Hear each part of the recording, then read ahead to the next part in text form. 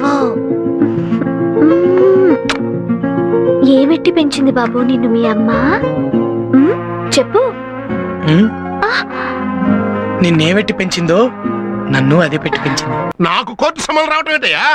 చూడండి, వచ్చింది సమన్లే గాని జడ్జిమెంట్ కాదు. జడ్జిమెంట్ మీ ఫేవర్ లో వచ్చేట్టు నేను చూస్తాను. అదండి వెళ్దాం కోర్టు. ఈడెక్కడే బాగున్నాయర్రా. ఇదిగో లాయరు, రేపే ఎంసెట్ పరీక్షలయ్యా. మధ్యాహ్నం 1 గంట 2 గంటల మధ్యన పేపర్ లీకేజ్ ముహూర్తం పెట్టా. ఆ గంటలో వెళ్తేనే పని అయ్యేది, మన చేతికి డబ్బు అంది. లేకపోతే మనకి అడ్వాన్స్ ఇచ్చిన పార్టీలందరూ లబ లబ లబ లబ కొట్టుకుంటారు. మన పొజిషన్ వీక్ అయిపోతుంది. మధ్యాహ్నం 1 గంట లోపు కోర్టులో మీ పని అయ్యేట్టు నేను చూస్తాను. పదండి.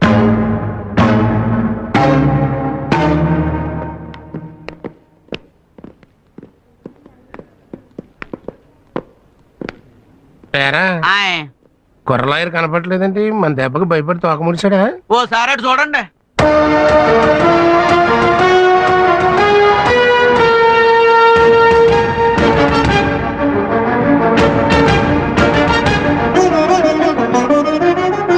అమ్మా,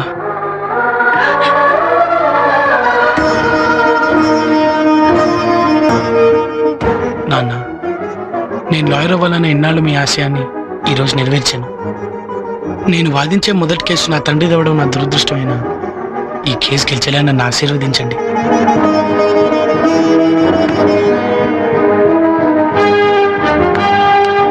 సత్య, రేపు ఎంసెట్ ఎగ్జామ్స్. ఆ సాంబశివం గారు ఎట్టి పరిస్థితుల్లోనే ఎంసెట్ పేపర్స్ లీక్ చేయడానికి ప్రయత్నిస్తాడు. వాడు కోర్టులోనే ఉండాలి కాబట్టి వాడి పిఏ మీద ఒక నిశ్చయించాడు. Okay, come on move.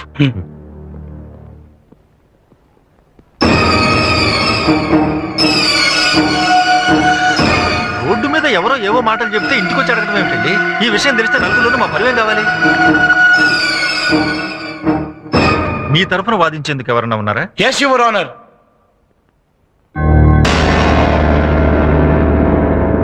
Proceed.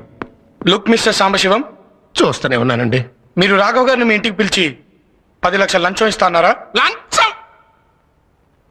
అయ్యా, గుళ్ళో 10 పైసలు దక్షిణ వేస్తేనే దేవుడికి లంచం ఇస్తున్నాడు అని జనం ఎక్కడనుకుంటారో అని భయపడే నేను 10 లక్షలు మరైతే ఆయన్ని ఇంటికి ఎందుకు పిలిపించారు? ఇంటిక? అయ్యా, నాకు ఆయనకి నయా పైస పరిచయం కూడా లేదండి. అలాగా? మరైతే కలవటానికి జైలుకి ఎందుకు వెళ్ళారు? నేను జైలుకి వెళ్తే రిజిస్టర్లో నా సంతకం ఉంటది కదండి. పెట్టు. యువర్ ఆనర్, చట్టానికి కళ్ళు లేవంటారు, కానీ ఇప్పుడు చట్టానికి కళ్ళున్నాయి. జైలు రిజిస్టర్లో పేరును మార్చగలరు, కానీ అదే జైల్లో ఉన్న క్లోజ్ సర్క్యూట్ కెమెరాలో రికార్డ్ అయిన దృశ్యాన్ని ఎవ్వరూ మార్చలేరు. Please allow me your honour.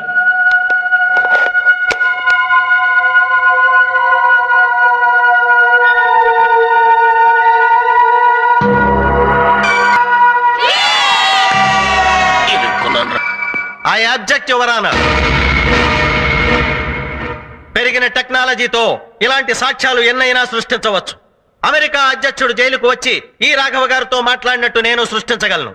Your honour, ఈయన లాయరుగా కాక ఒక నేరస్తుడిగా, ఒక నేరస్తుడికి కొడుగ్గా క్రిమినల్ బుర్రతో ఆలోచించి ఇలాంటి వాళ్ళు సృష్టిస్తున్నాడు. క్రిమినల్ మెంటాలిటీ ఉన్న ఇలాంటి వాళ్లను చదువుకొనిస్తే కోర్టుని ఇలాగే మోసం చేస్తారు. ఇలాంటి వాళ్లను చదువుకోనివ్వటమే తప్పు. తప్పుడు పనులు చేసి జైలుకెళ్లి కోర్టుని ఇలా తప్పుదోవ పట్టించాలనుకుంటున్న ఇలాంటి ఖైదీ లాయర్లకు కోర్టులో వాదించే అర్హత కూడా లేదు. అంతేకాదు, that's all your honour. Court is adjourned for lunch. ఇప్పుడు 1 గంట అయింది. మీరు వెళ్ళి వెంటనే పని చూసుకుని తొందరగా వచ్చేయండి మళ్ళీ.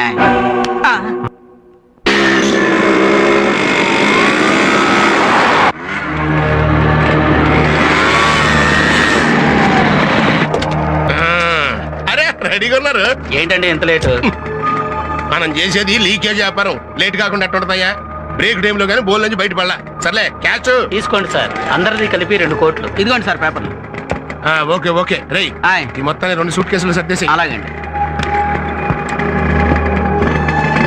ఇక ఒరిజినల్ పేపర్ జెరాక్స్ కాపీ.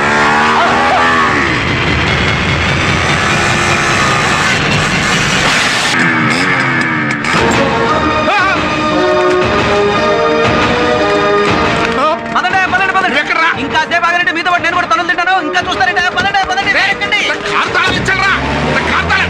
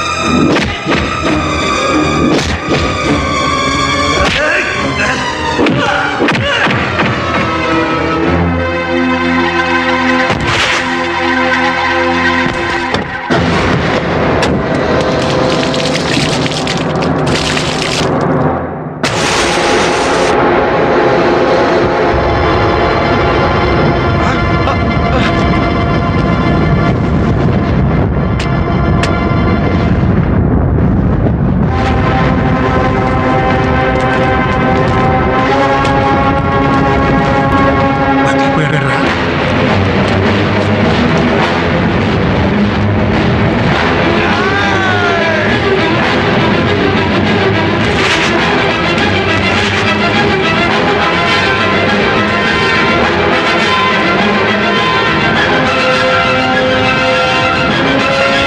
రేయ్, బతికున్న నీళ్ళరా.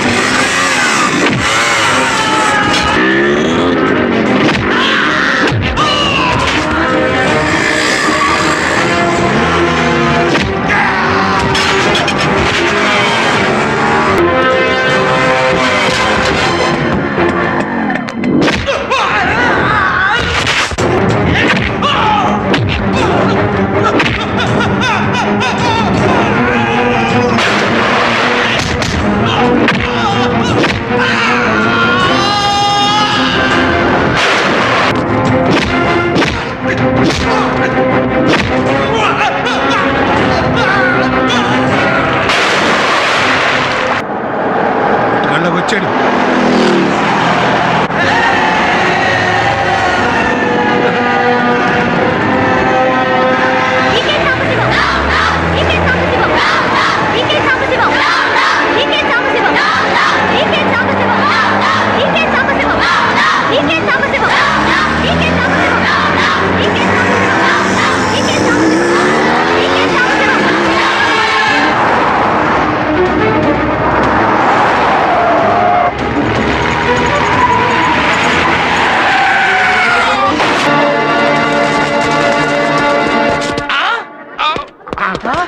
సార్ సంబయ్య గారు వాట్ హ్యాపెండ్ సార్?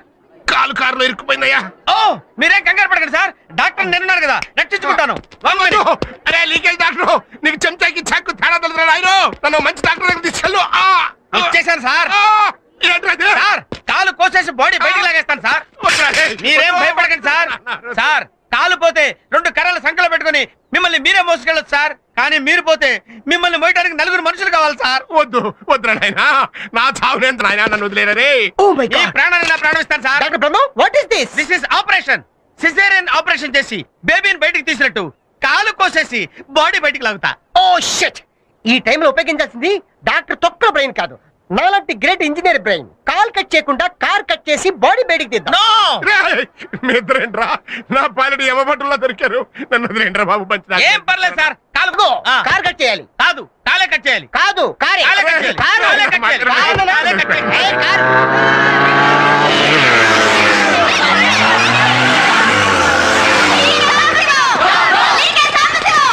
అమ్మో వాళ్ళు వచ్చేస్తున్నారు, మన కాలు చేయి తీసేస్తారు. పద పద. అదిచ్చా, నన్ను తొందరగా ఓ మంచి డాక్టర్ దగ్గర తీసుకెళ్ళవయ్యా. ఏ నీ వరకు వచ్చేసరికి మంచి డాక్టర్ కావాల్సి వచ్చాడా? నీ వరకు వచ్చేసరికి ప్రాణం విలువ తెలిసిందా? ఒక ఇంట్లో దొంగతనం జరిగితే ఆ ఇంట్లో వాళ్ళు మాత్రమే నష్టపోతారు. ఒక చోట కల్తీ జరిగితే కొందరు మాత్రమే నష్టపోతారు. ఒక బ్యాంక్ రాత్రి ఎత్తేస్తే ఆ ఖాతాదారులు మాత్రమే నష్టపోతారు. కానీ వీడు చేసే పేపర్ లీకేజ్ వల్ల అర్హత లేని వాళ్ళందరూ డాక్టర్లు, ఇంజనీర్లు అయితే మొత్తం సమాజం నష్టపోతుంది. ఈ పాపిస్టు డబ్బు కోసమేగా నువ్వు స్టూడెంట్స్ జీవితాలతో ఆడుకుంది. రేయ్, నీకు ఈ డబ్బు కంటే 10 ఇంతలు డబ్బు ఇస్తాం. నీ వల్ల నాశనం అయిపోయిన స్టూడెంట్స్ జీవితాలకి న్యాయం చేయగలవా? చేయరా?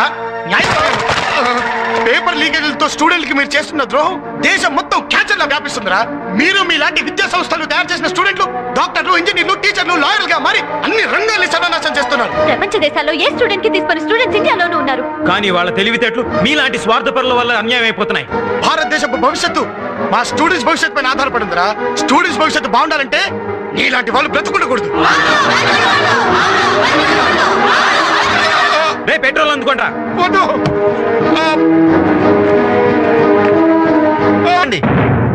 అతని వదిలేయండి.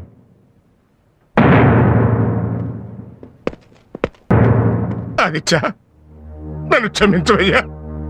నేను చేసిన తప్పులన్నీ కోర్టులో ఒప్పుకుంటాను. ముందు నన్ను కాపాడు బాబు. వెళ్ళి హెల్ప్ చేయండి.